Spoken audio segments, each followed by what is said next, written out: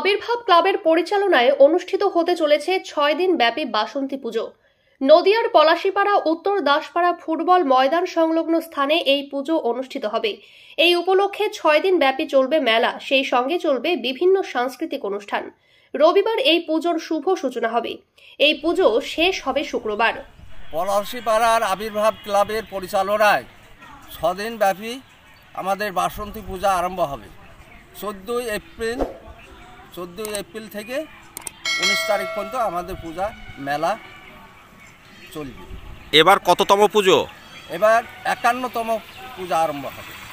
এই পুজোতে ষষ্ঠীর দিন উদ্বোধন হবে। তারপরের দিন নানা রকমের আঁকা প্রতিযোগিতা এবং তারপরে বাউল অর্কেস্ট্রার নানা রকমের প্রতিযোগিতা আরম্ভ হবে। এই পুজোয় 4 লাখ টাকা বাজেট। আপনার নাম? আমার নাম নারগোয়াল দাস, উত্তর দাসপাড়া। আমি এই ক্লাবের সেক্রেটারি।